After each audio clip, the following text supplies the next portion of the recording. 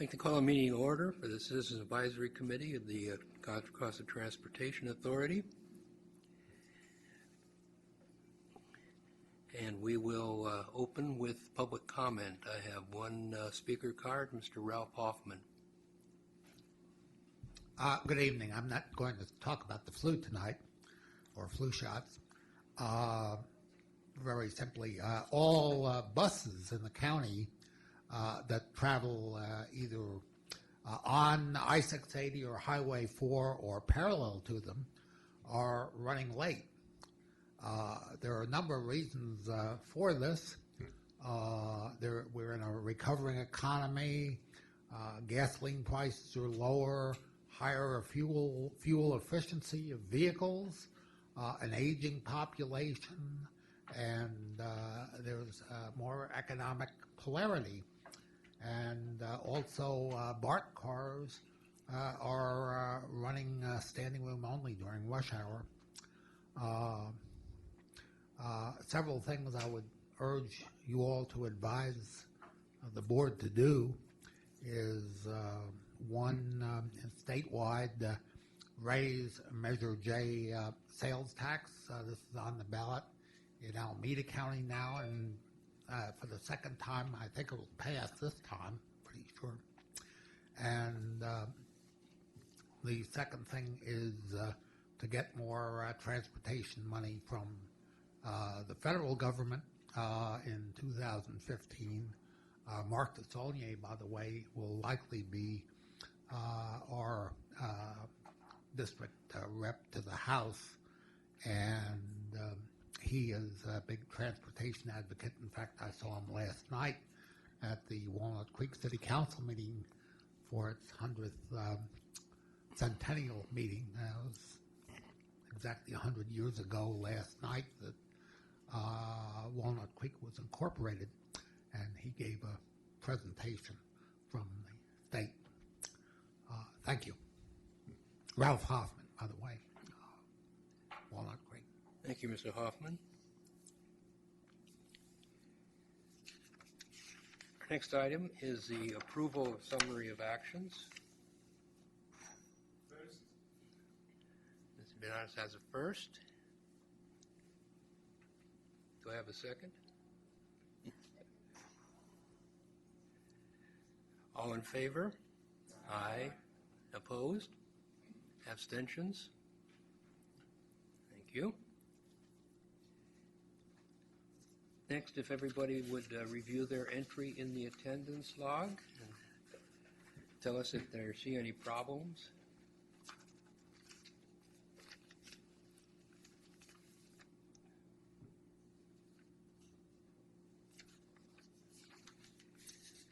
Hearing none, we will pass next to the calendar. As is the custom at the Transportation Authority, the November and December meetings are combined for the Citizens Advisory Committee, given our normal meeting date conflicts with both Thanksgiving and Christmas. And this year, the meeting will be on December the 10th. Generally, we go forward to the second Tuesday in December and skip a November meeting. And that way we avoid the usual problems. And that will actually place our meeting, I believe, before the authority board meeting in December, which often happens.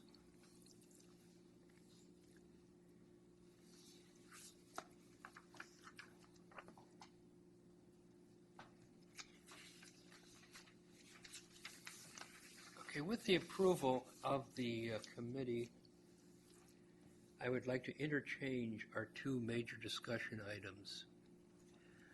The city engineer of the city of Lafayette is on his way. He hasn't arrived yet. So I would like to just take up item 2.2, a presentation on the I-80 Integrated Corridor Management Program.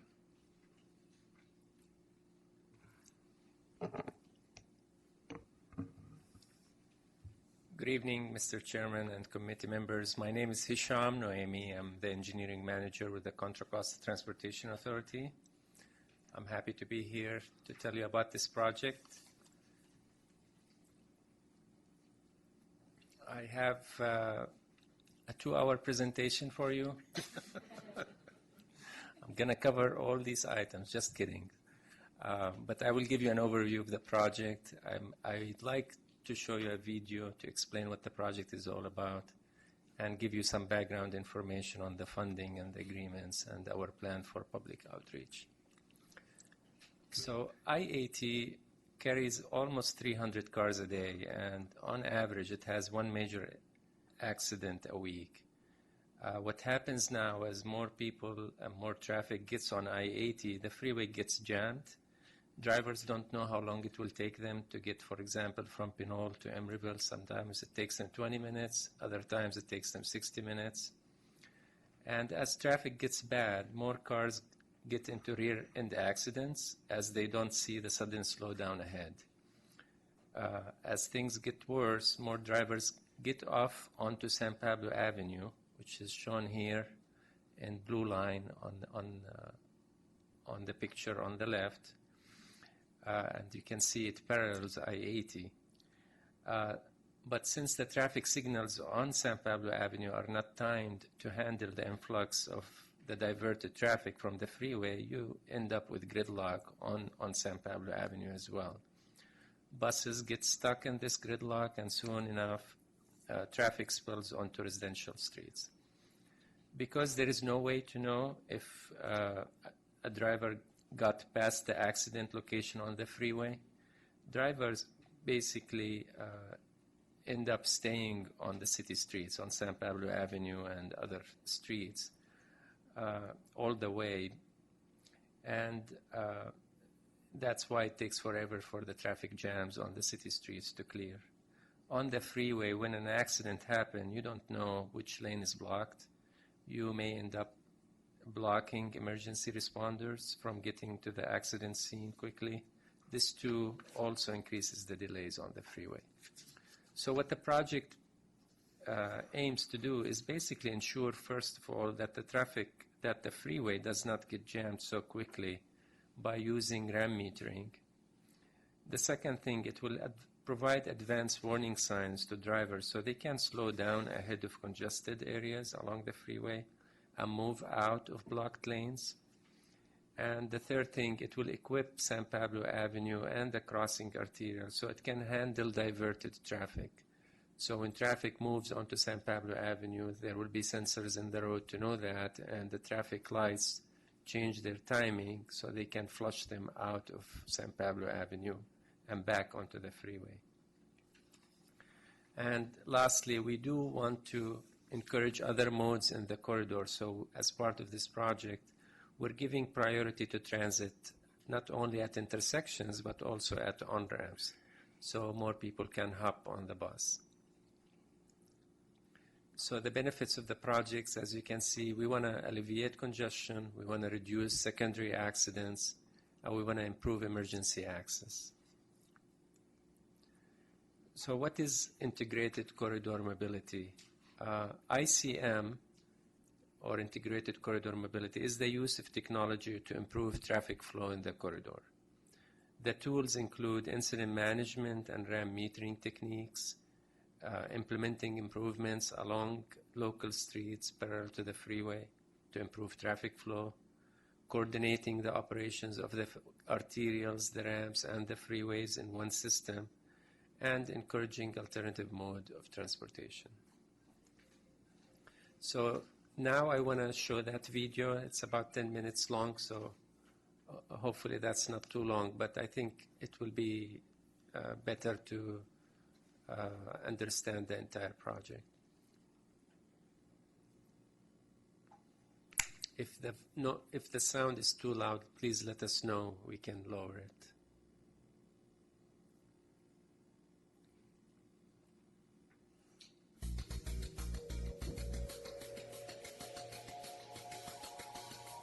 Pristine, beautiful, an economic engine.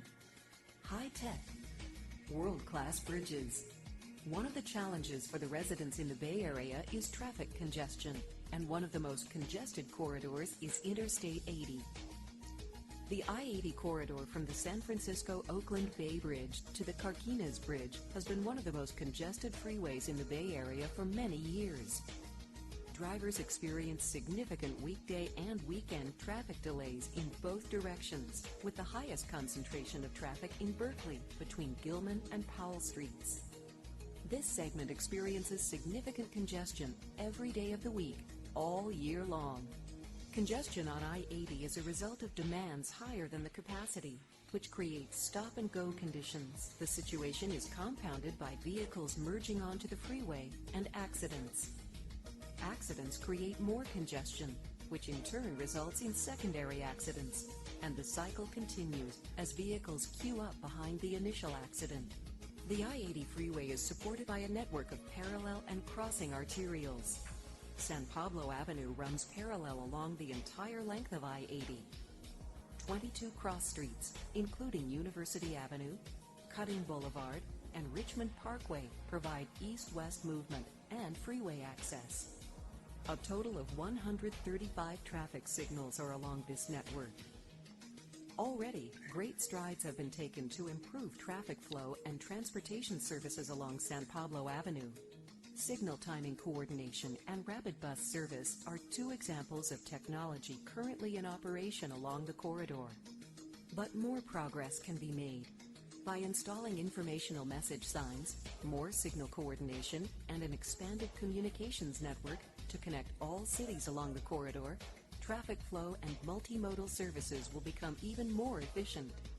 Traditional methods of congestion relief include adding more lanes to the freeway, improving the interchanges, adding more capacity so more cars and trucks can get through. Many of these improvements have already been implemented along the corridor. These solutions provide some congestion relief, but have potential significant impacts on the environment and require additional right-of-way, displacing residents and employers with more pavement, not to mention the cost. Freeway widening in this corridor would cost several $1 million per lane mile and would require decades to implement. Meanwhile, drivers along the corridor would still be stuck in traffic. Throughout the world and across the nation, transportation is becoming more reliant on technological solutions to our traffic problems. New technologies can yield similar benefits as the more traditional solutions, but with far less environmental impacts. This, combined with improved transit services, can have immediate and lasting beneficial effects at a far lower cost while benefiting the environment. That is why operational improvements along the I-80 corridor are being implemented to improve traffic flow for the freeway and local streets, and improve transit service, not to mention improve safety and reduce traffic congestion during an incident. The I-80 Integrated Corridor Mobility Project, or ICM, will apply new technologies and strategies for reducing congestion, expanding traveler information, and improving safety along the corridor. So what is ICM? It's not just one thing.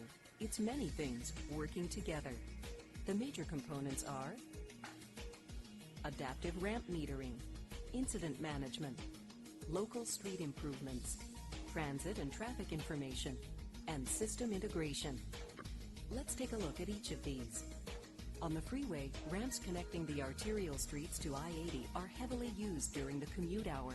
Sometimes, too much traffic gets on at one ramp, and the freeway backs up. That is why the I-80 ICM project includes ramp metering at 40 on-ramps. Ramp metering is more than just a traffic light. It's a way to make the freeway flow more evenly and improve the merging of vehicles onto the freeway, which reduces accidents and improves travel time reliability. Adaptive ramp metering is a proven traffic management tool that uses the latest technology to increase freeway throughput by spreading out platoons of vehicles entering at each ramp. Adaptive ramp metering signals operate as part of a coordinated control system, communicating with each other and working together to reduce the merging conflicts that can lead to accidents. The coordinated system works to distribute ramp delays across a number of on-ramps and balance flow along adjacent ramps. There may be times when the on-ramp wait time is a little longer, This means the ramp signals are working together to manage traffic flow. Vehicle detection loops installed under the pavement at the entrance to the on-ramp will monitor queue lengths. If the traffic demand on the ramp is high, these detection loops will send a message to the ramp meter to allow cars onto the freeway at a faster rate and prevent vehicles from backing up onto the local street. With the freeway flowing more smoothly, we can expect fewer incidents. But what happens when an accident does occur? Today, when there is an accident on I-80, traffic quickly backs up and drivers may not be aware of stopped conditions ahead. This leads to secondary accidents. Rear-end collisions are common on this corridor, with a higher rate of accidents in the westbound direction between Cutting Boulevard and Powell Street. Incident management on the freeway involves providing drivers with real-time information to decide which route or transportation mode to use. Drivers will receive information on overhead message signs indicating downstream lane conditions, such as lane closure information, or suggesting reduced speeds on successive sign structures to slow down in advance of a backup caused by an accident. Variable speed signs will be installed in both directions of I-80, displaying advisory speeds during an incident to slow down traffic ahead of a backup. This will result in fewer rear-end collisions and smoother traffic flow. Local streets are impacted by freeway accidents too. Some drivers will exit the freeway and use local arterials to pass an incident and avoid traffic congestion. Drivers can only guess what their best alternate route might be, where the accident is located, and when to get back onto the freeway. Incident management on local streets involves the installation of informational message signs, also known as trailblazer signs, at major intersections along San Pablo Avenue to advise drivers of the appropriate point to return to the freeway when they have passed the freeway accident. Local drivers will also benefit by receiving this information before reaching the freeway. Along San Pablo Avenue and the connector streets, traffic signal timing will be modified with longer green times to move heavy incident traffic through the corridor more quickly and back to the freeway. This will also allow local streets to return to normal conditions more quickly than without these tools. Other enhancements will be made on San Pablo Avenue and other local streets. The I-80 ICM project will implement an enhanced traffic signal control system, traffic signal communications, vehicle monitoring cameras, and detection to assist Caltrans with monitoring and managing traffic during an incident on I-80. This equipment will also be used by local agencies as well as Caltrans to optimize local street signal timing performance. This means that during normal conditions, motorists will enjoy fewer red lights. The I-80 ICM project will also enhance the transit signal priority currently being used as part of AC Transit's successful Rapid Bus program. Transit signal priority will also be implemented along several WestCat routes within the corridor. Currently, there is limited transit and traffic information being shared with drivers along this corridor. The I-80 ICM project will include information display boards to advise drivers of alternate transportation modes and downstream freeway conditions. Real-time information will empower motorists to determine whether to take a different mode, helping to alleviate congestion in the corridor. Adaptive ramp metering, incident management, local street improvements, and transit and traffic information. Each of these elements can individually help to improve the safety and efficiency of the I-80 corridor. But to really make a dent in traffic, all of the elements have to work together through a fully coordinated plan. The last element of the I-80 ICM project, and a very important one, is system integration. The project elements will be tied into a communication network, allowing all operations to occur from a single system at Caltrans. Caltrans will implement and monitor the use of these devices during incidents and coordinate their actions with local agencies and the California Highway Patrol. Caltrans and the local agencies will be able to quickly share, manage, and monitor traffic incidents immediately after they occur, and coordinate their activities to manage incident traffic. The integrated network of project components will allow for a region-wide cooperative and coordinated traffic management system that will benefit local agencies and drivers within the region by providing the tools to reduce congestion and improve safety along one of the most congested freeways in the Bay Area.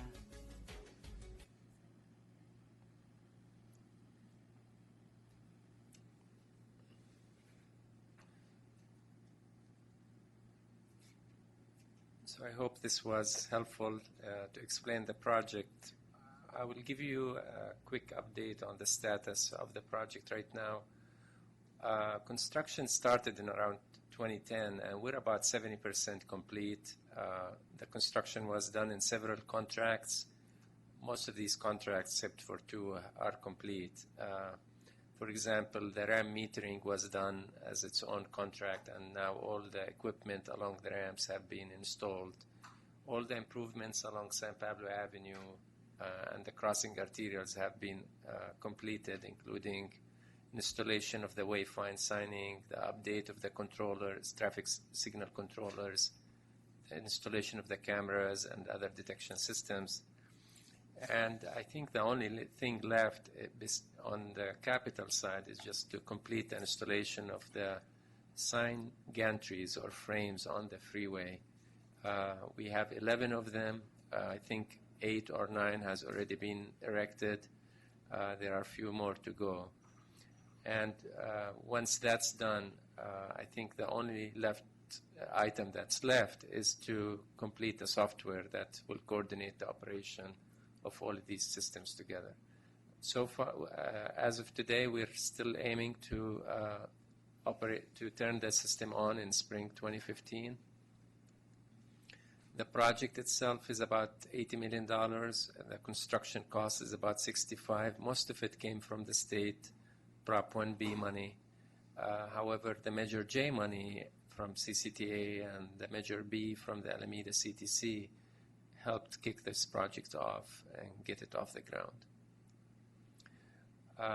This slide shows you that we had all the partners that we worked together over the past several years to get this project at this point. This project wouldn't be possible without their support. And unlike other projects, this project doesn't end when the construction is complete. Actually, it starts when the construction is complete. This is an operational project more than anything else. We need to continue to work with the cities together to make sure that its benefits after the system is turned on continue for years to come. Over the course of 2 years, we and the project partners worked together to agree on how the system will be operated. We had to work through many issues, such as how to prevent backups from the ramps to spill onto the local streets, how to provide buses higher priority at the on-ramps, how to coordinate signals controlled by Caltrans with those that are controlled by the local agencies, how we're going to pay for operation and maintenance of the system, and what to do if there are issues that are not resolved at the technical level. All of these issues were addressed in the MOU that was signed by all the partners in May 2012. And based on that framework, the system was designed so that the signs on the freeway will never detour traffic onto San Pablo Avenue. The traffic will detour naturally, but the cities were concerned that this project will be detouring traffic onto their streets, and that's not the purpose of this project. The purpose of this project is to put that diverted traffic back on the freeway if it diverts naturally onto San Pablo Avenue. We incorporated, for the first time ever, we were able to incorporate a transit signal priority onto the meters at the on-ramps. So whenever a bus shows up along the ramp, the queue basically will clear ahead of it so it can get as quickly as possible on the freeway. All the traffic signals along San Pablo Avenue will be synchronized as part of this project. And as you saw in the video, if the traffic queues, because of the RAM meters, extend beyond certain points along the ramps, the metering rate will accelerate so that traffic gets flushed and the queue does not extend and impact the local streets. Once the project is operational, we do plan to do a before and after study to assess the benefits of this project. And one issue I just want to bring up that CCTA played a major role in is the operation and maintenance of this system.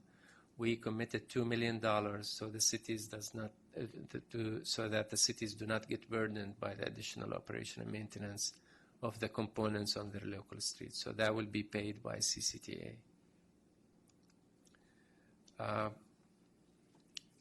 The communication messages for this project involves different phases. The first phase is just to keep motorists informed of ongoing construction on the freeway, and that's underway already.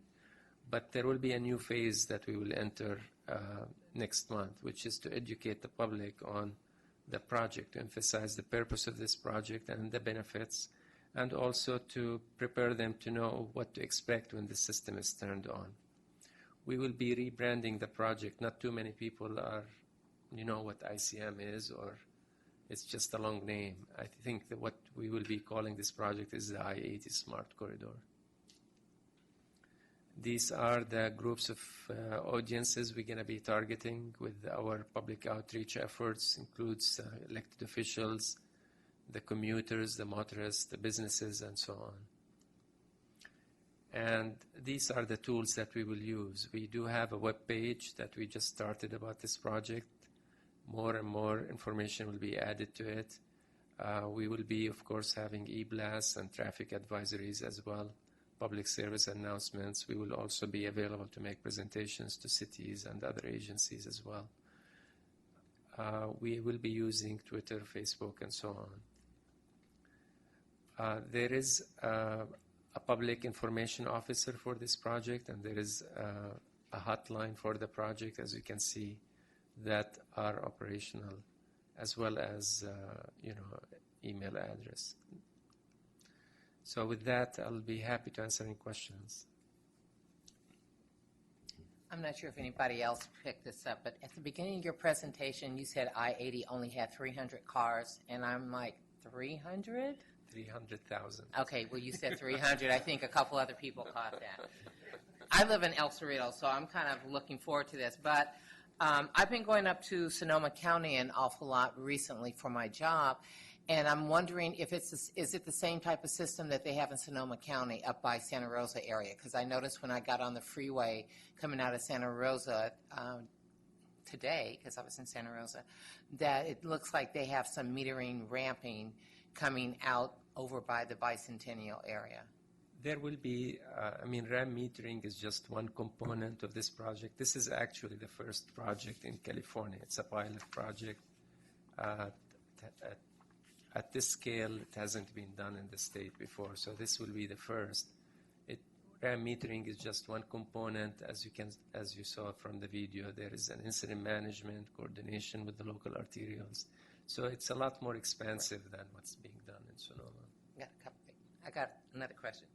So on several of the streets, especially because I live over by the Del Norte BART station, so when I come out of El Cerrito, get ready to exit onto by Potrero, there's not a lot of room to have cars backed up. And I know it addresses that somewhat, but I'm concerned because there's also the carpool line just as you're coming on East Shore Boulevard from San Pablo to get onto the freeway.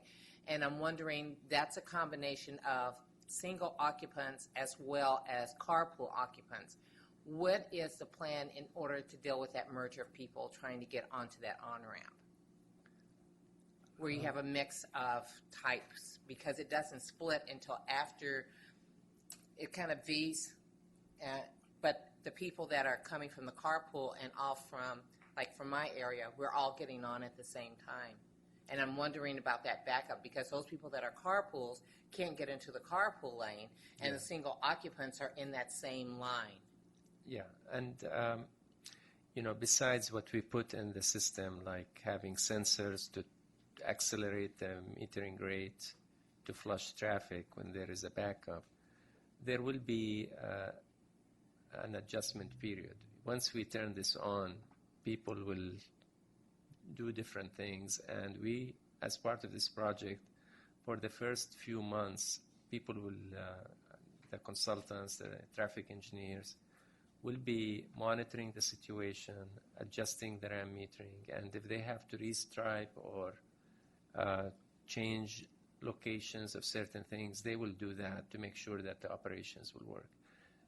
It's not expected that everything will go smoothly once you turn the switch on, but there will be a monitoring and they call it a tuning period, I guess, for the system for the first few months as people adjust their behavior. I have a few questions. This is really exciting. Is there a model that you used to this particular system that you're using? Are you modeling after another state, county that's used this? As far as I know, there are similar systems, but not exactly the same. I mean, ICM has been used in other states, Texas, Florida, and other states as well, but not to the extent that we're using it here. I mean, we combine so many systems into one that I think ours will be unique in that once it's operational. And Specific to the area. Specific to the area. It's specific to the area. We are doing a lot of improvements along arterials along the freeway. Mm-hmm. It's not just focused on the freeway. So on the freeway with your incident management, there's a collision ahead, then each lane would have a maximum speed limit, and it would say maximum speed and then the number, or would you just say the number? It will just, it's an advisory speed. Mm-hmm. We could not enforce these speeds. These Mm-hmm. are advisory speeds aimed to basically make sure traffic flows smoothly, and it will just say a number. It's not a maximum. I'm just wondering, driving down the freeway, I look up and think, what does 35 mean? I don't know what 35 means. So I was just curious about that. When traffic diverts right now to San Pablo Avenue, and with what you're looking at in order to mitigate some of the congestion and help that flow through, what about the bicyclists who are using that also? I mean, that's tricky. Absolutely, that's a very good point. I mean, what you would do normally is give maximum green light basically to traffic, to through traffic, so they can get back on the freeway. Mm-hmm. But you have to take into consideration pedestrians, bicyclists, so there is a limit. So you cannot, and there is also a limit to how much you could delay the cross streets. So these timing plans will be worked on with each city engineer to make sure that the delays we're imposing on all of these other users is acceptable. It's not excessive. So we can flush traffic, but there is always a limit, how much green time you can give to through traffic without really upsetting yeah. other users of the road, Okay, one more question, please. You mentioned that CCTA would be allotting $2 million for maintenance. Is that annual, ongoing? No, that's on an annual basis. We estimate it's going to cost about $133,000 to maintain the system in the local jurisdictions, not on the freeway. The freeway, Caltrans will pay for the maintenance and operation, but like the cameras, vehicle detection systems, and other components we added as part of this project. It's 133, so the $2 million will take us about 15 years. Mm-hmm. And we're committed to work with MTC and seek other fund sources once we run out of that money. And that is that restricted area between, I forget. There's a chunk of area there that traffic then naturally comes off the freeway and down San Pablo Avenue. So we're talking about just that restricted area that you're looking at ongoing maintenance. It's maintenance basically on San Pablo Avenue. Yeah. That's really what it is. All right. But Okay. only in Contra Costa. Alameda, the cities there will pay for their own maintenance. But we're only talking about the 6 jurisdictions in Contra Costa. So your success will be viewed by the other counties to see then how we can model after you. Absolutely. I mean, they're already thinking about implementing the same system along 880 in Alameda. We know, that we cannot continuously widen freeways. There is just no way to keep doing that. So we need to look at other alternatives, and this is one of the alternatives. You have to look at technology on how you could improve traffic flow. So in the future, looking down the road, I mean, we would be implementing this along Highway 4, along other corridors, 680 and other corridors. You're welcome. I have a question about the other metropolitan areas. Would you name the other metropolitan area somewhere in the States that has advanced, not as new like this one, but advanced, and the data, how it improved, what they have before, and Yes. the percentage kind of statistics? Yeah, I know there is implementation of certain components, not all of the components we're talking about, and for example, in Seattle, in Washington, yes, state. And there they found reduction, the system basically caused 50% reduction in accidents because they were able to warn drivers when ahead of queues, ahead of congested area to slow down. So it was very positive in Seattle. This system is also somewhat similar to what's being implemented in San Diego.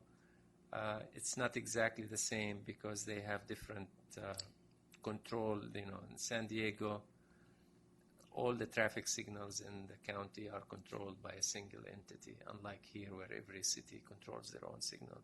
So it's a little bit different, and they have wider freeway and they have transit in the middle of the freeway. But, everybody is trying to implement at least some components of what we're doing here. And so far, this is the way for the future, to improve traffic flow without really spending too much money. When we applied for Prop 1B money, this project was back in 2006. This project had the highest benefit to cost ratio. I mean, where else can you improve 20 miles for less than $80 million? I mean, that's just not possible, without, every mile we widen the freeway, it costs us tons of money. So this is a 20-mile segment that we expect the project will improve the traffic flow along that segment. It looks promising. Thank you. Yeah, thank you. How do you measure success? That's a very good point. That's why we're doing before and after studies. The time it takes to go from one bridge to the next? For example, that's one measure. There are other measures, how fast you're going down I-80. If it is 25 miles per hour now and goes up to 40 miles per hour, that's an improvement. Number of incidents per year. Are you reducing number of incidents? Are you saving lives? These are all measures we're going to be looking at. In your video, the traffic you depicted. I couldn't hear you. The traffic you depicted in the video was very well mannered. Everybody stayed in the lane. I go from the San Rafael Bridge over to Highway 24, and I have to go from one lane to the next. And I must say, for the traffic compared to some other places, it's well mannered. They let you in. They let you go from one lane to the next, And I know that the trick is to get in the right lane and stay there, which I do. And I find it, except where the Burges come in from the Bay Bridge or somewhere. Right. Yeah. That's tricky, but... Yeah, we do have a very challenging area, the maze, as part of this project. So it is a major bottleneck because of all the directions you can take, One last question. Is this going to operate 7 days a week, or is it only going to be Monday through Friday? Because it really is needed 7 days a week. It will operate, the incident management component will operate 24 hours. The RAM metering will probably initially operate during peak hours, which are like 5 to 10 in the morning and But you have peak hours also on the weekends That's that are right. like 10 o'clock to 4. That's right. So So- that's why I asked if it was going to be 7 days a week. So the system is designed to operate 24 hours. There will be, this is a tool for Caltrans and the city to use. And you can change the hours of operations. You can change what to put on the signs, as we monitor the system and monitor the operations. Right. This is the first project of this degree of integration in the county. It's the first one in the state, actually. Yes. So other ramp metering lights on other freeways at this point are adjustable but fixed. They're not subject to centralized control. Exactly. They're fixed tram metering. They're like pre-timed signals. They don't know what's going on. Yeah. Before the ramp or down the freeway. Now, all the information, not only on the freeway itself, but on San Pablo Avenue and the connecting arterials, is all going to be monitored in the one center. That's right. Go ahead. Will the traffic signal control on the local streets also be handled by Caltrans, or will it be a joint effort between Caltrans and the individual localities? Excellent question. During normal operations, when there is no incident, be handled by the cities, just like they do now. However, when there is a major incident on the freeway and there is a lot of traffic diverting on San Pablo Avenue, Caltrans will have a preset incident response plans that they can trigger. And these response plans are pre-approved by the cities. So for example, they will be based on how much tolerance you can, on how much you can delay pedestrians or bicyclists or crossing traffic. So these will be developed with the cities pre-approved ahead of time.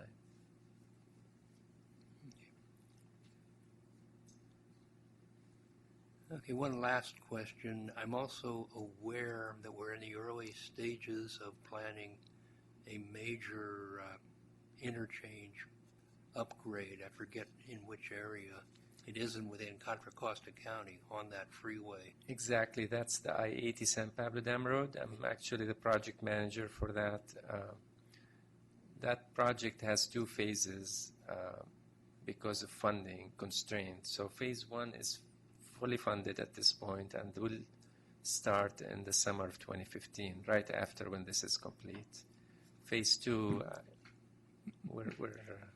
depends on when we get the funding, but we're talking maybe 2018 at the earliest. As I remember, but I might be wrong, part of that is possibly going to have a carpool on-ramp that comes right into the center lane, the number 1 lane.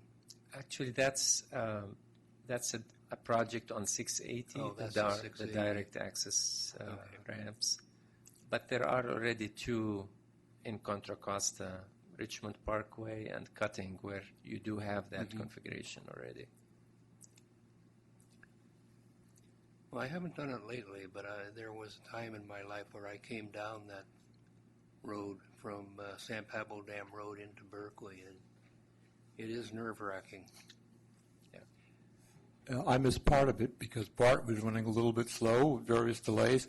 I did a question about the I-80 580 merge, and how are you going to manage that if 580 isn't integrated into this? So you're talking in near Albany or El Cerrito, right? Okay.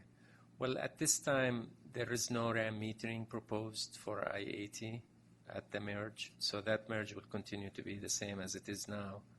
But I think there will be a study on the future on what we can do on I-580 because we do need to improve that merge as part in the future, basically to improve the operations on the freeway. But at this time, it's not part of this project. There will be no metering done at the merge.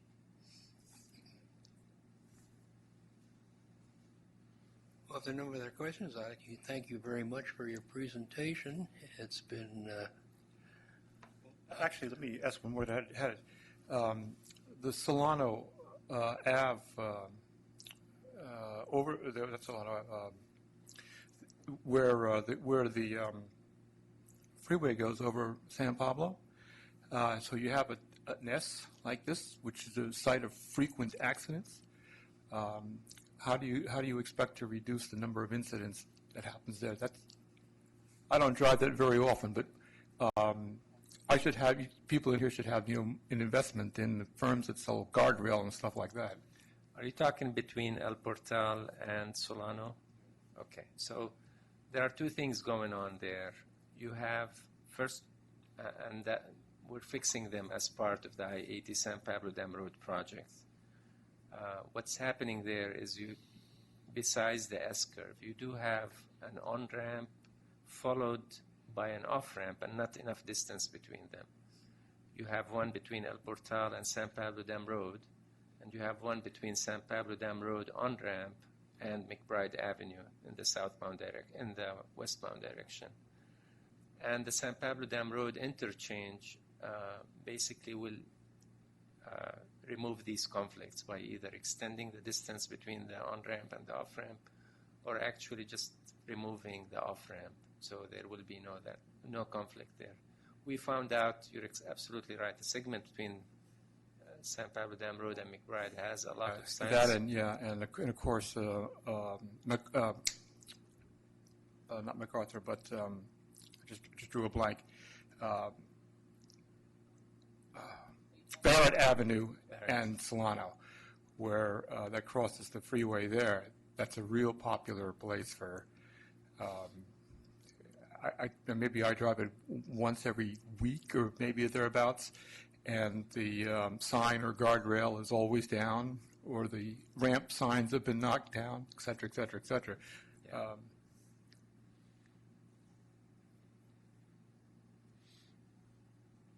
Okay. all right, no further questions or comments. Thank you very much. You're welcome.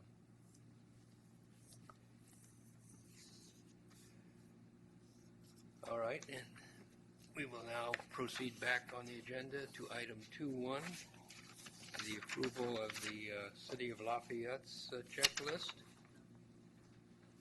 for 2012-2013.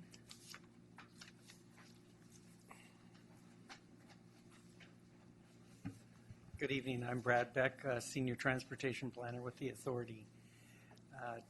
The item tonight is the City of Lafayette GMP checklist. We don't have a presentation on it. It is the one that is prepared every 2 years. We do have someone here from the city who can answer some questions about it. Some of the other staff has other conflicts tonight and can't be here, especially if some of you want to ask questions about housing, they're not going to be here. But Tony Coe, who is the city engineer, is here and can answer questions about some of the transportation and traffic and some of the development questions you might have where he's been involved in those. So we're here to answer any questions, hear your comments. So I just have a couple questions in order to clarify. So if I have questions regarding housing, are you saying that Tony cannot answer those questions, or he may not be able to answer them? He may not be able to, no. And if he can't, then we will try to get the answers to those later. Okay, so one of the questions I had is, what is considered affordable housing in Lafayette?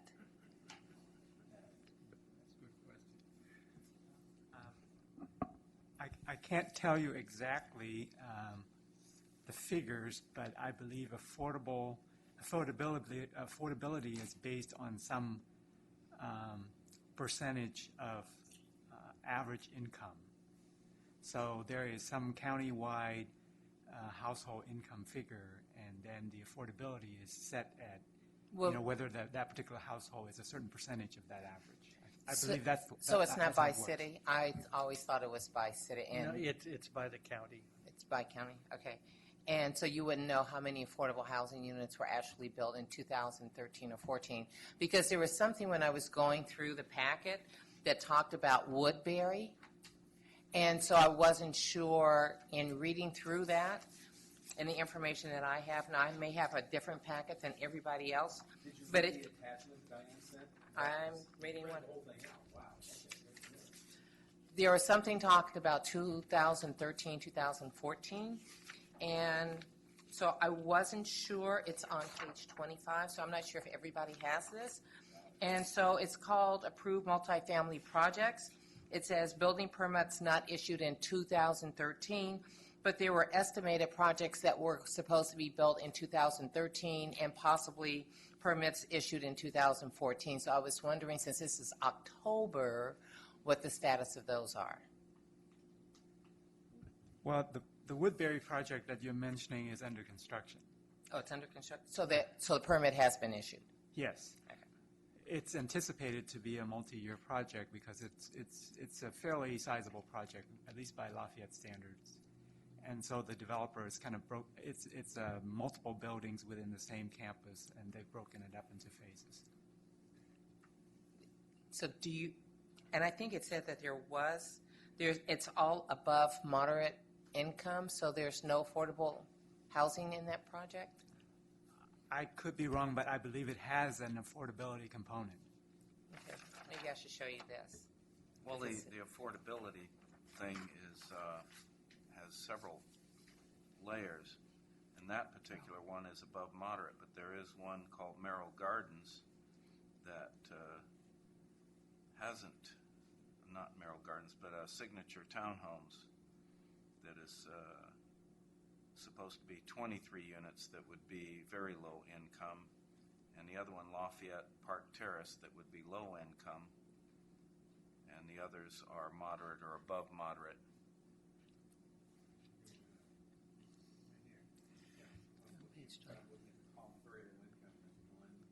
One. Yeah, there's one very low income. One very low income for Signature Townhomes, and then one low income for Lafayette Park Terrace, and then the rest are moderate and above moderate income. Thank you for that clarification, but I also want to point out that as far as the Woodbury project is concerned, if you look at footnote number 1 on the same page, I think it describes the effort that's being made by that project to increase the affordable housing stock.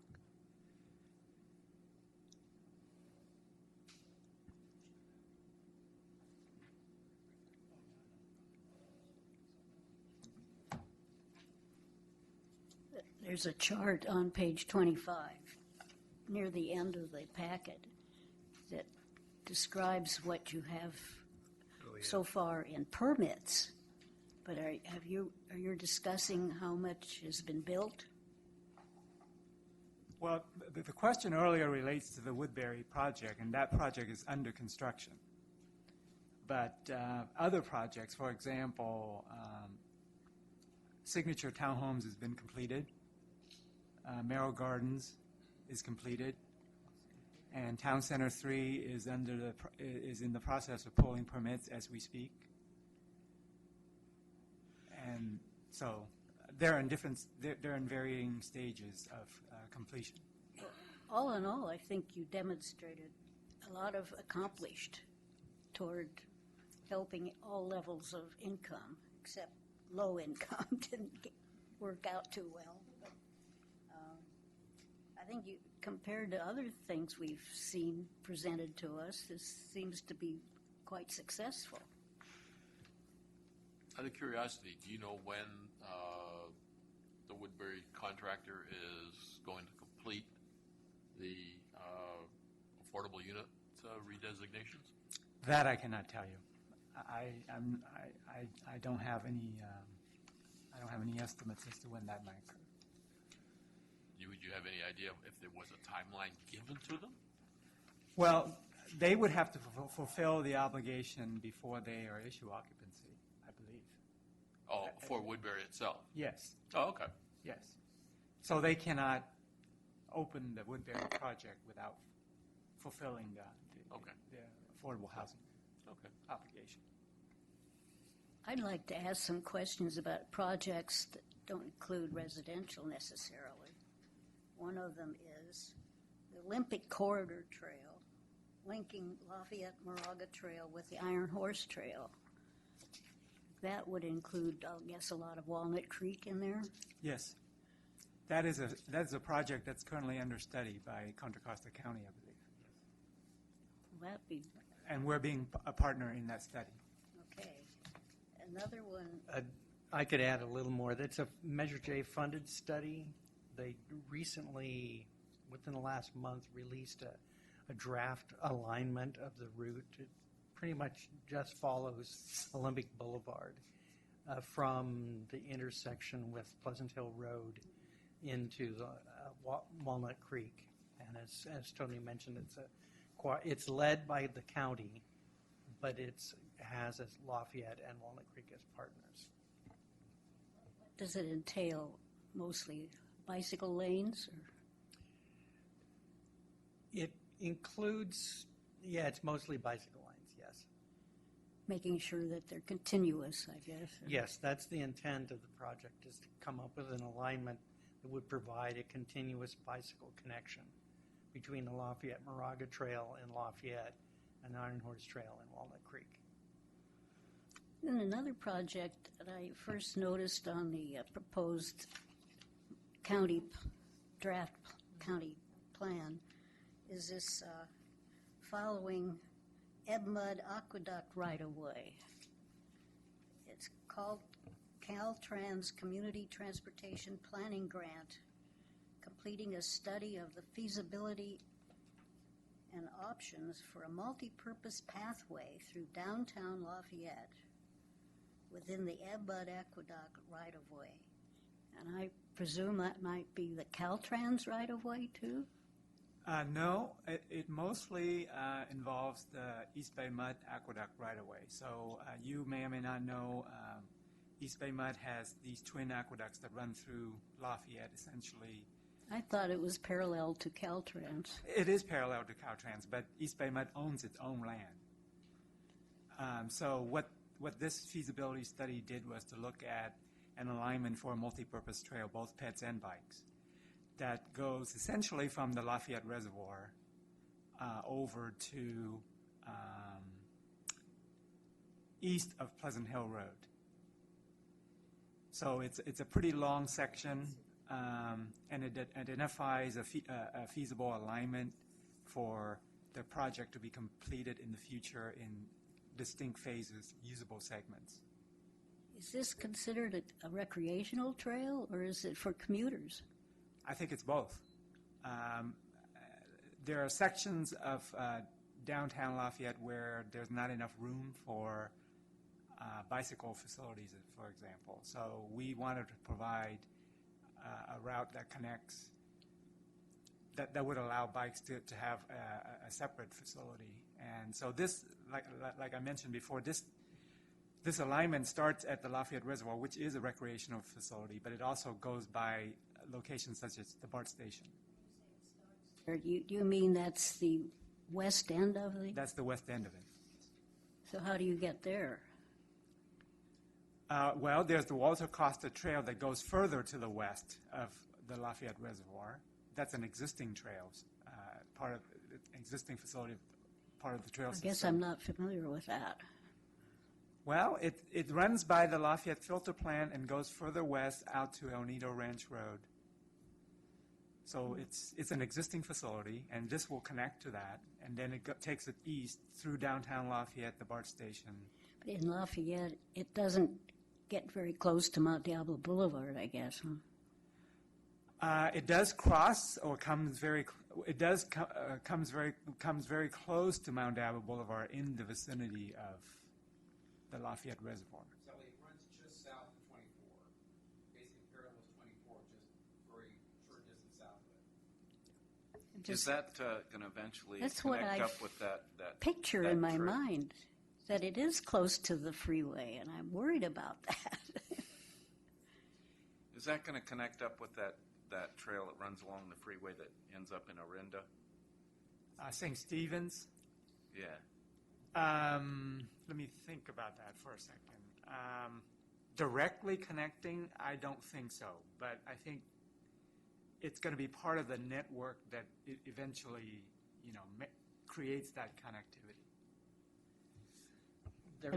There is a plan to have a continuous bicycle route along the south side of 24 from downtown Orinda to the Iron Horse Trail. The McCullough Trail, well, it's the McCullough Aqueduct that East Made Mud right-of-way is also known as. That would be one segment of it. Then it would connect along Pleasant Hill Road. There are bicycle pedestrian facilities there down to Olympic Boulevard, where this new alignment that's being studied would connect to the Iron Horse Trail and Walnut Creek. There is a missing piece between the eastern terminus of the St. Stephen's Trail and the existing trails, other trails that Tony mentioned on the south side of 24. Yeah. And there's a little funny piece that would have to go through down someone's cul-de-sac. But other than that, there is a plan to put that in, those facilities, and have a continuous facility. The other project I'm interested in is actually, I think, in Moraga, but it's mentioned here that Lafayette made a comment on its draft EIR for Bollinger Valley project. What was your comment? Bollinger Canyon, which is a development project, I believe. Is that the one you're referring to? I think we had some general comments about concerns regarding traffic impacts on St. Mary's Road and diversion of through traffic that belongs in St. Mary's Road that might go on to neighborhood streets, because we do have a school, an elementary school, Burton Valley Elementary School, that's located on one of the local collectors where this potential might occur. So there were some questions and concerns about addressing those potential impacts.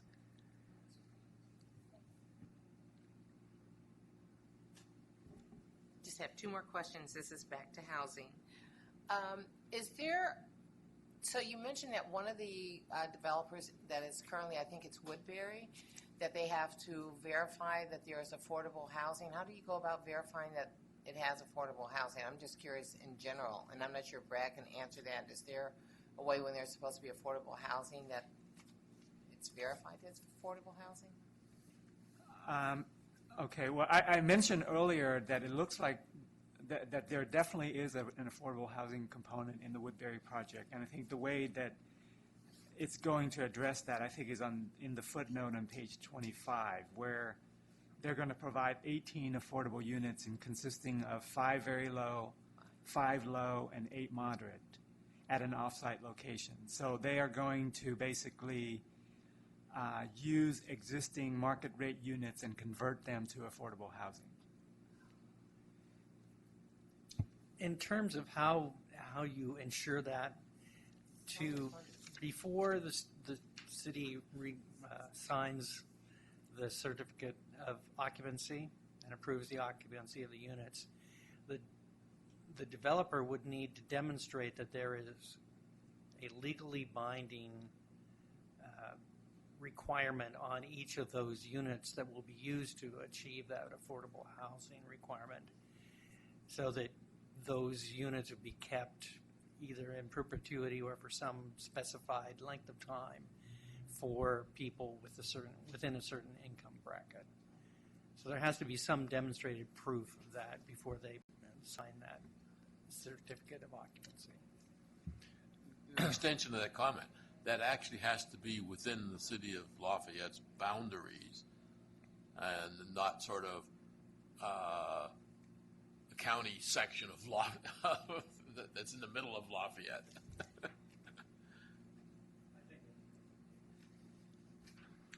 I have a question. I'm a little confused by the footnote, because it says the Woodbury is required to provide 18 affordable units in an off-site location. Can you clarify that? Off-site location means in this case that the affordable units will not be constructed as part of the development that's currently occurring. So they're going into this piece of land that used to have a motel on it, and they're redeveloping that into the Woodbury condo project. And they are not going to place the affordable units within that project, within those new buildings, but they will be converting existing market rate units elsewhere on another property within the boundary of Lafayette to become affordable units. Yeah, I noticed that too, and I wondered, they won't be condos, or they won't be adjoining units then, probably.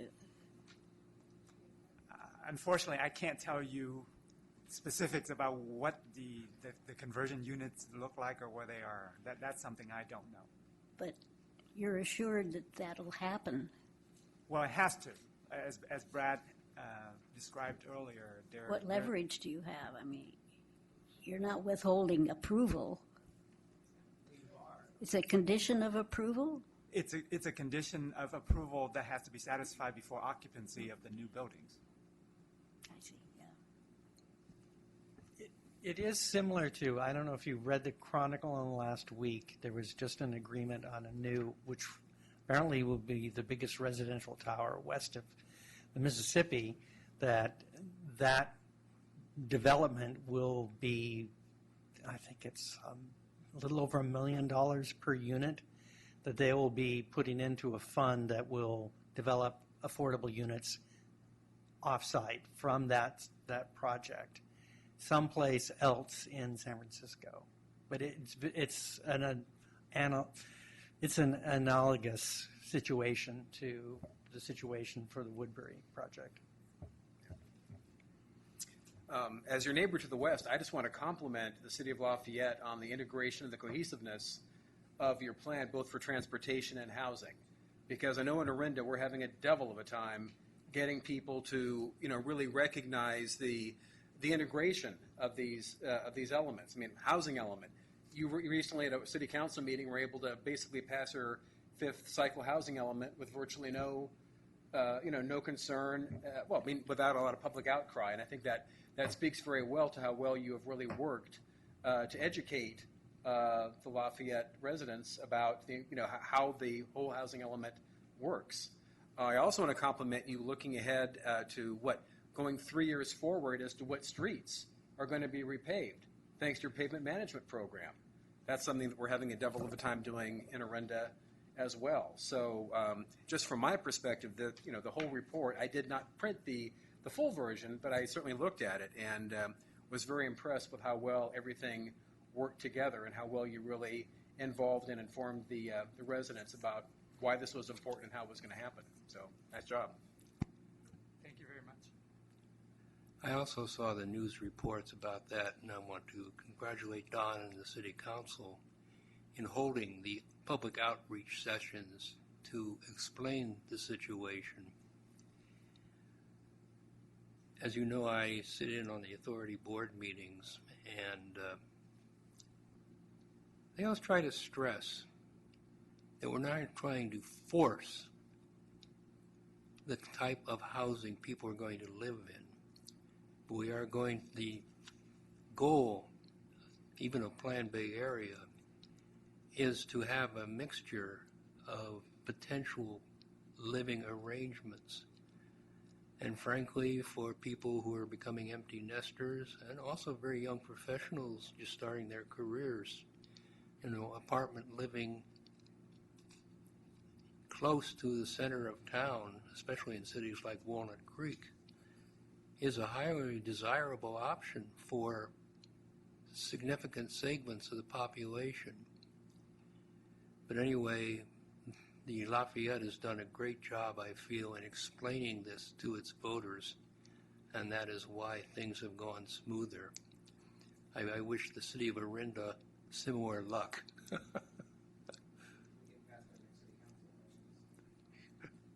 Well, yes. And also, I have occasion to travel through downtown Lafayette 2 or 3 times a month, and seeing the amount of effort that's going into Mount Diablo Boulevard right now is very encouraging too. Sally? Yes, I think it's very comforting to see that after the homeless count every year, they just determined that Lafayette doesn't have any homeless. It's here in print. But also for the emergency shelters, I was wondering, you decry the fact that you haven't had any applications to create home shelters, emergency shelters. And how does one create a shelter? Do you actually build one from the ground up? A shelter? Emergency shelters? That's going to be a question that I'm going to have to punt on and have someone more knowledgeable than I get back to you on that one. I do know that they sometimes are built from the ground up, and sometimes they use existing buildings. There's one in my neighborhood. It's a battered women's shelter, and that was built. Pretty much, there was an existing house that was part of it, and then they built another one that adjoined it. Yes. That's built by, funded by nonprofits and/or land and buildings donated by the city or other folks, isn't it? That's often the case. It's not. In the one that I'm thinking of in my neighborhood, there was a lot of volunteer labor that went into it as well. But a lot of the materials were either donated or came from nonprofit organizations. I know the experience in Brentwood has been that I have seen is, in many cases, a developer will donate funds in lieu of actually having units within his development, and the city leverages these with grants. And we have 3 or 4 fairly nice affordable housing complexes in Brentwood that have been constructed that way. So there are various ways. As far as I know, we had a hitch in the get along with the state housing people. The one thing we had to do was at least designate an area for an emergency shelter, not necessarily construct one, but designate a point where one could be constructed for all 10 of our homeless. That's what they said. Well, if there are no more questions, thank you very much, Mr. Coe and Mr. Beck. And yes, it's nice to see. Yolanda, it's your privilege to make the motion. Thank you. So I'd like to make the motion to approve the City of Lafayette's 2012-2013. Thank you. Housing element. Thank you. All in favor? Aye. Opposed? Any abstentions? Thank you very much.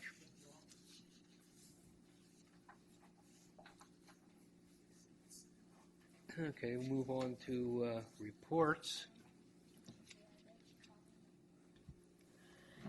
We all got this little sales pitch from 1988.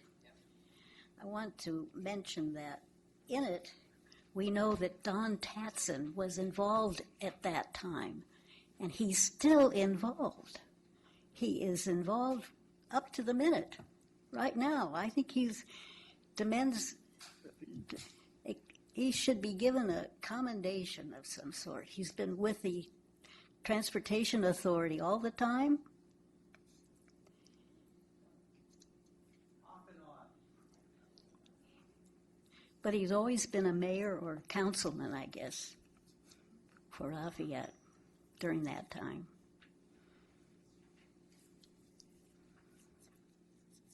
I know we have several people on the authority board that are very long-term and have risen to, positions on the MTC board and ABAG board and things like that. Okay, we had on the side table, I don't know if everybody got a copy of my write-ups for the September 17th and October 15th meetings of the authority board. I'll just kind of touch a few things here and there.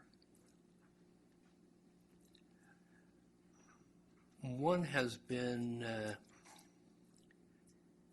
the CEQA guideline updates has been a real problem because the draft updates by Governor's Office of Planning and Research calls for these guidelines to be approved or apply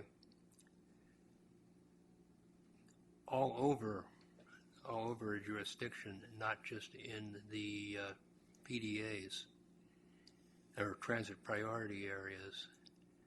And since these guidelines call for dropping automobile mobility as a consideration, there was a lot of concern about applying that outside of transit priority area. So that was one area in which the authority had a considerable difference of opinion from the Governor's Office of Planning and Research. I don't think that has been decided, but the comments were to be forwarded to the OPR by October 10th.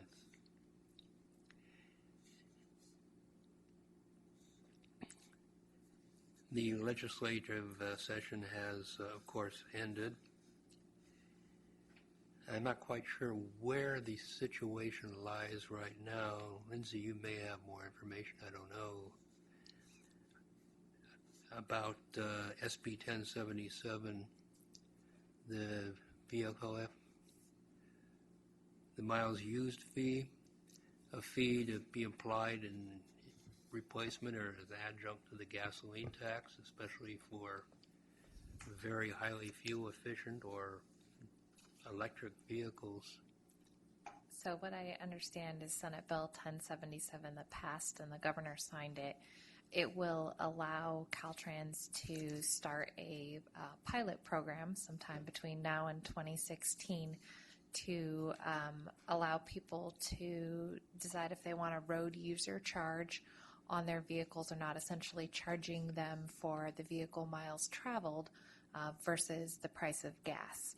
It's something that I believe is being done, I can't remember off the top of my head if it's Washington or Oregon, but one of those states has implemented a large-scale pilot program, and Caltrans and the California Transportation Commission have been watching that very closely and have had a lot of talks about it. So my understanding is that there will be a pilot program in the state to allow people to be charged on their miles they travel in their car versus paying for gas.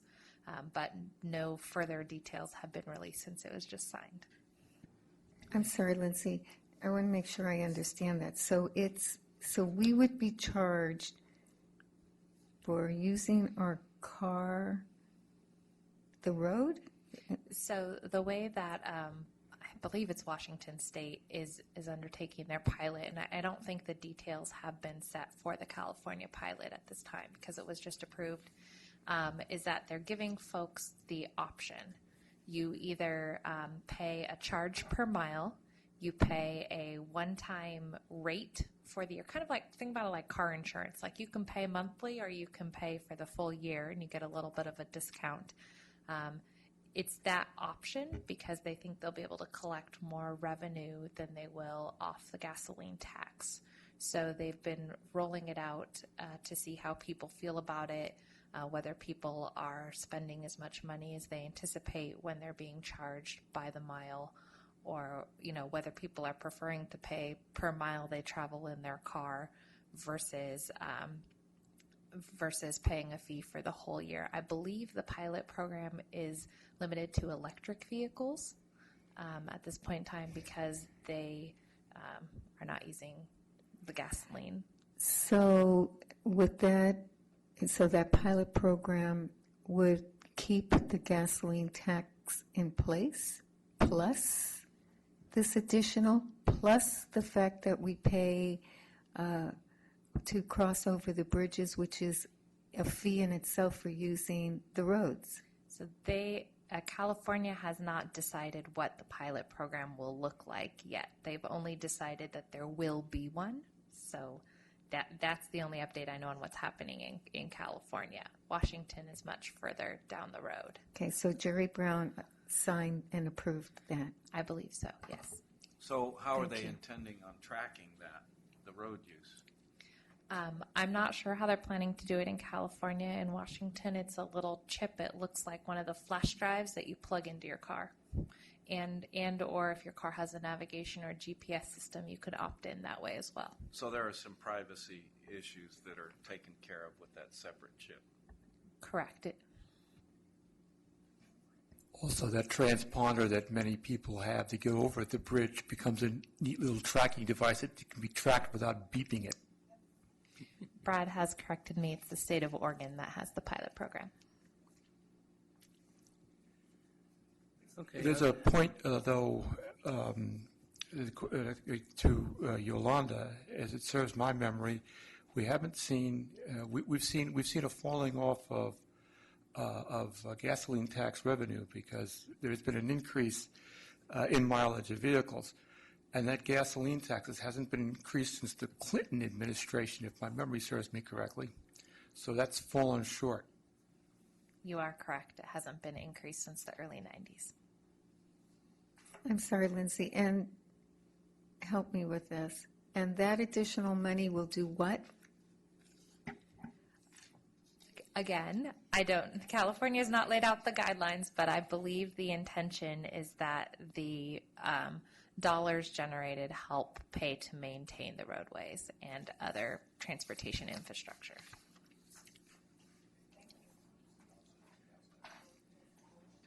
Okay, the other broad themes is, of course, the countywide transportation plan update. Has kind of fallen behind a little bit on its schedule due to some timing considerations with integrating the EIR comments at the same time. So right now the plan is that it is moving forward. The public outreach effort is probably setting a new standard for public outreach efforts. We've, Lindsay and her people have done a great job in providing many different ways for the public to interface with the planning on this project. And is now, I believe, planned to probably get final approval in February of 2015. Other various major type projects that are moving forward, the Amtrak station in Martinez is going to have upgraded parking and access as part of their intermodal transit project. So various aspects of that have been taking place at the last two meetings. Kind of moving forward on early stages yet of the I-680 North Express Lanes projects, which would fill in the gaps on the express lanes and I believe eventually pave the way for them to become hot lanes, right? I think so. Well, maybe that hasn't been fully decided. But of course there are gaps going through Walnut Creek in the diamond lanes on I-680 up to the Martinez Bridge. There is a study that is being kind of initiated by the West County Regional Planning Agency and BART, and we're hoping for participation by MTC about a $1.2 million study on what to do about high-capacity corridor improvements. north of the existing Richmond-Bart line. So the board gave in-concept approval to that, the authority contributing $300,000 to that. And BART is contributing, WICTAC is contributing, and the last piece of the funding they were hoping that MTC would contribute. That again, of course, would be essentially parallel to the extremely congested I-80 corridor, and hopefully sometime in the future would take the pressure off of that. One thing has caused a lot of media attention, and maybe even some national media attention, is that CCTA has taken the lead on getting an agreement between CCTA and the Concord and the U.S. Navy to use the Concord Naval Weapons Station as a test bed for autonomous vehicles.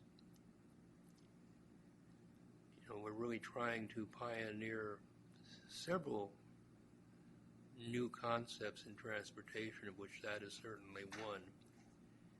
And as you've seen in the presentation tonight, increasing the use of technology to help drivers make their driving decisions, and some of the other rideshare projects that have been going on. So I think that's it, unless anyone has questions. You have the written report available, and I will ask Diane if you wish to have another copy emailed to you for your files. Do that. Are there any other member or staff comments? I attended on October 9th. There was a BART planning meeting. BART came out with their planning department to talk about modernizing the Del Norte BART station, since it's one of the busiest BART stations in West Contra Costa County. They had storyboards up. It was from 4 to 7, so they were getting people as they were getting off work. I had gotten off work to walk down the hill and went. And it was nice. They had storyboards out. They talked about why they were modernizing, some of the things that they were looking. One of the pet peeves that a lot of people mention is pigeon control. And I had just gone to the Hayward BART station, because I take BART as much as I can, and I noticed they don't have the problem with pigeons. And so they were talking about some kind of controls and what they've been doing. There, how to upgrade the bathrooms, how to make the Ohlone Greenway, which is underneath the BART trains, the high-rise, how to make that more friendly so that more people will take that. It was really, I thought it was very well done. After you had a chance, you could say what your top 3 priorities were, so of course I put my top 3 priorities. But what was interesting is after you did your top 3 priorities, they turned around and asked you whether or not, what were some of the other things that you would like to have done transportation-wise. And all of them, they gave you a series of questions. Did you want to have a half-cent sales tax? Did you want a bond measure?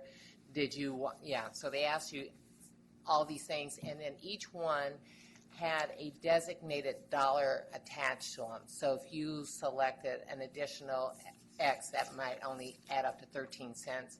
Or if you went with a bond measure or half-cent sales tax, that might be $3.30.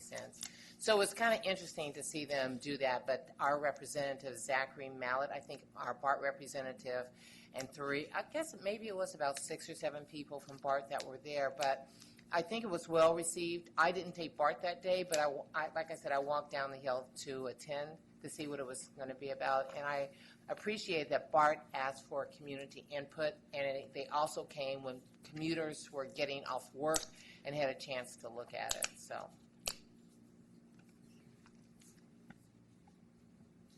just so everybody's aware, the Navy has released the draft EIR for the weapon station for public comment. And their first proposal matches what the City of Concord, a reuse development agency, created. And then they put a second proposal on that's more dense. and it eliminates one of the villages. And so you can download the reports, or you can possibly still get copies of CDs from the city, but they don't have a lot of those.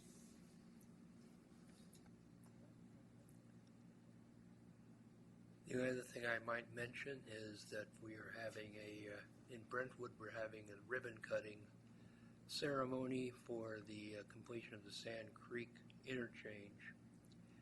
It will actually, the new bridge will actually go into operation for both directions on this coming Friday.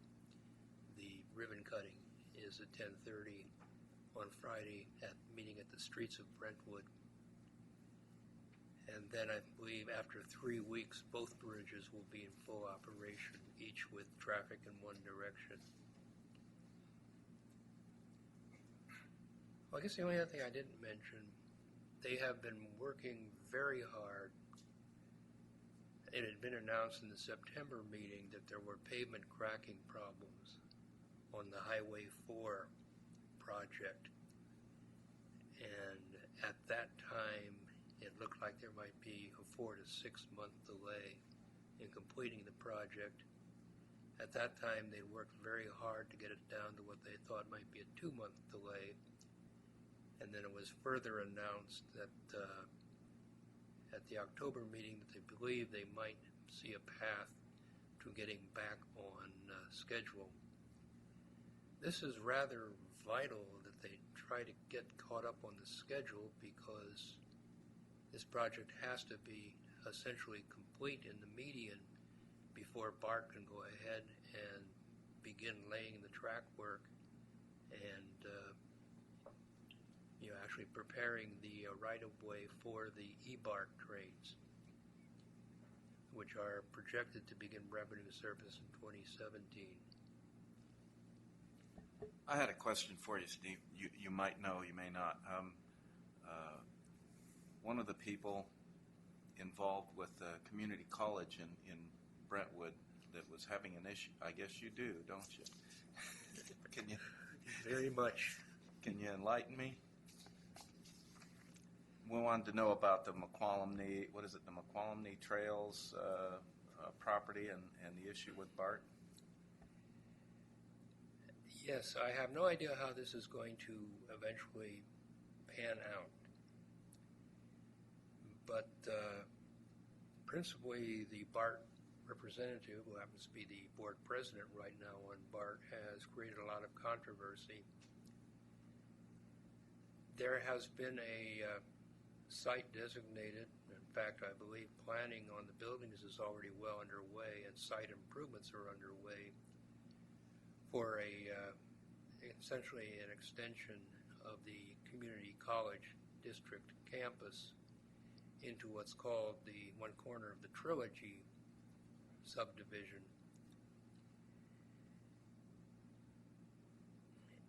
And a considerable controversy has been raised about that location now. Mr. Keller is pushing for the board to consider not using that site, but instead obtaining and using a site close to the proposed McQualumney E-BART station. I have no idea how that's going to come out. There are some real complications in terms of funding that's already been received from the state, in terms of the fact that they have already expended a fair amount of money on design on the buildings on the site they have. So that's very much an open issue right now within Brentwood. Yeah, he said that they actually do want to move over to where the BART station would be. Well, that's BART's position, or at least that's Mr. Keller's position. The college district is very aware that there would be some real problems with that in terms of how far down the path this project has gone already. So I think in the next 6 months we'll see what's going to happen about that. So between the couple that live there and not looking at long-term plans on either side, yeah? Excuse me? a slip between the cup and the lip and not looking at long-term plans on either side? What's the prognosis?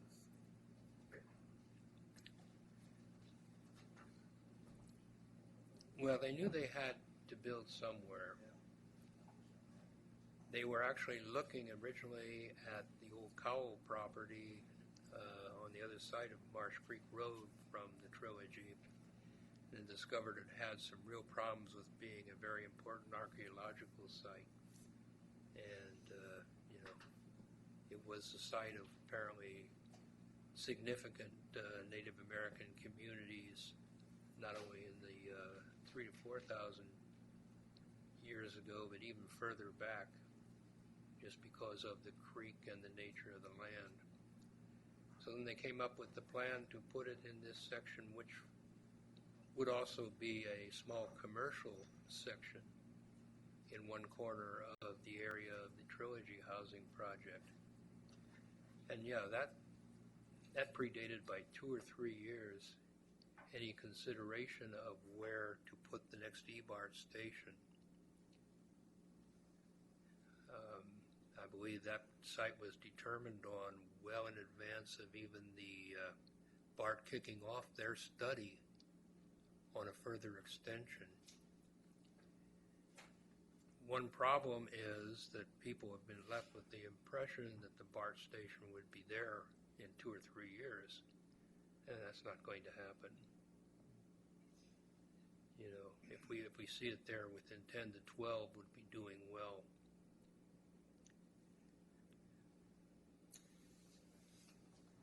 Well, that'd be consistent with a lot of things. We had this earlier discussion which had to do with that San Pablo Dam Road interchange, and that was supposed to be done in 2012.